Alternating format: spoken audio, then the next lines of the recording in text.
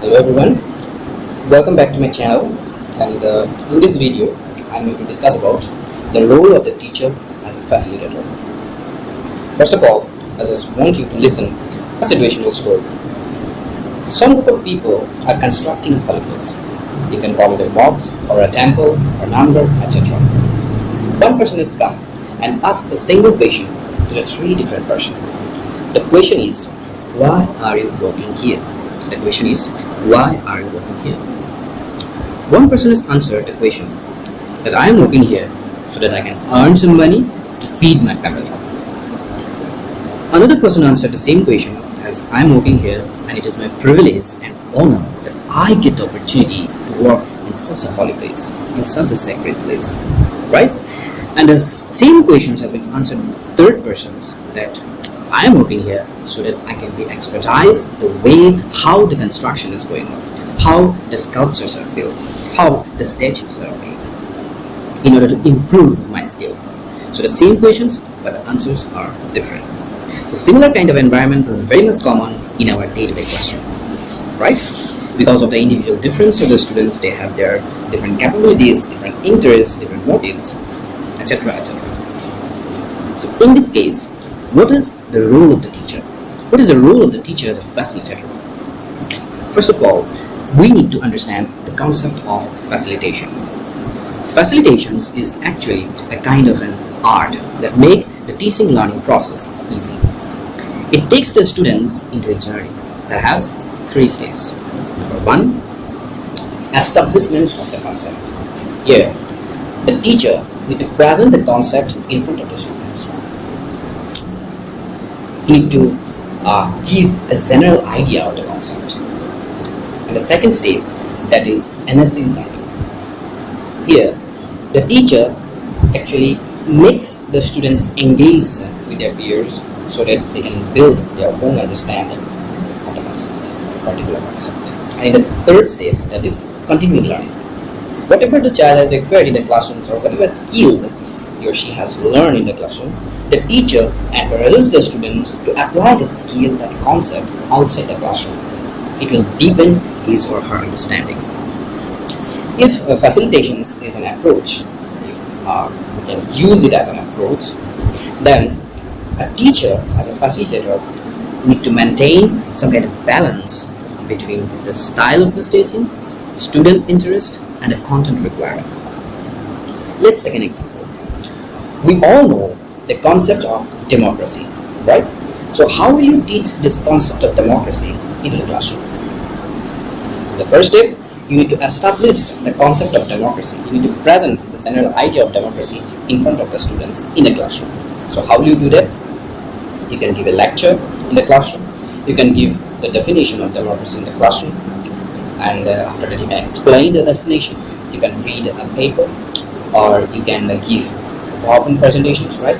Or you can show some videos highlighting the concept of democracy. And the second step, that is enabling learning. Here, the teacher needs to engage the students in different activities with their peers so that they can be able to articulate their own opinions about democracy, so that they can understand what is democracy.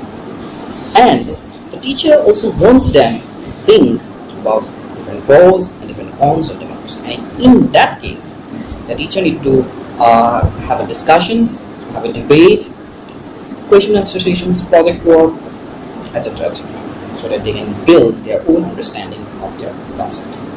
And the third steps, that is continuing learning. Here, the teacher can ask the students to observe the outside the classrooms how people are being democratic in their approach, or ask them to be democratic in their own decision-making process, as it will deepen the concept of democracy. So, in the opposite, if you see, what is teaching? In teaching, there is a teacher, he is the guru, right? And he has to take all the responsibilities, he has to remember everything, he has to impart all the knowledge to the students. He is full of workload, he or she is full of workload. So, what is the role of the students in this case? The students remain like a passive listeners. Apparently it seems that they are listening the lectures given by the teacher, but actually, or in reality, they are procrastinating. They go into imaginations because our attentions would not last for a long time if they sit quietly. If they received only the teacher's lectures, teacher's knowledge passively, then they will not be able to concentrate. And at the end of the class, the teacher want to taste your knowledge, right? And what kind of taste it is? It's like a memorization test, right? It's a memorization test. But learning is not about memorizations. Learning is about problem solving. Learning is about understanding. Learning is about decision making, etc., etc. So, on the other hand, in the facilitation process, the teacher and the students sit a kind of like a round tables. They have a discussion, they have the decision making, they have the games and sports, they have the problem solving, they have project work, they have excursions, etc., etc. So it's very fun, it's very enjoyable. Children learn by doing, right? They learn at their own pace. So these facilitations is actually believed in the approach of constructivism. Constructivism believes that children construct their own knowledge because children are actually not like a blank slate where the knowledge is fixed. They have their own knowledge, own understanding, own cultural capitals. According to that, they construct their own knowledge. So, constructivism, the facilitations process, the teacher as a facilitator must focus on the 5 things, that is, engage, explore, expand, elaborate, and evaluation. The teacher as a facilitator asks the students what is verb, what is tense, what is adjectives, what is preposition, etc., etc. So in this case, the students will collect informations from internet or they may collect from other sources like dictionary, grammar book, right? Asking their neighbors or their brothers and sisters. So from where they will collect the information. So that the teacher can again ask them to apply these kinds of concepts, that means these things, into different forms, in forming sentences, right? So teacher need to give them exercises. It's like a open book test. Here, the teacher will provide everything. He will provide equations, he will provide the answers, but the student's task is to find out the answers by themselves. Yes, equation may come, but sometimes the students will unable to find out the answer by themselves because of some constraints or because of some shortcomings. So in that case, the teacher need to work as a facilitator. Means the teacher need to provide the answer not directly.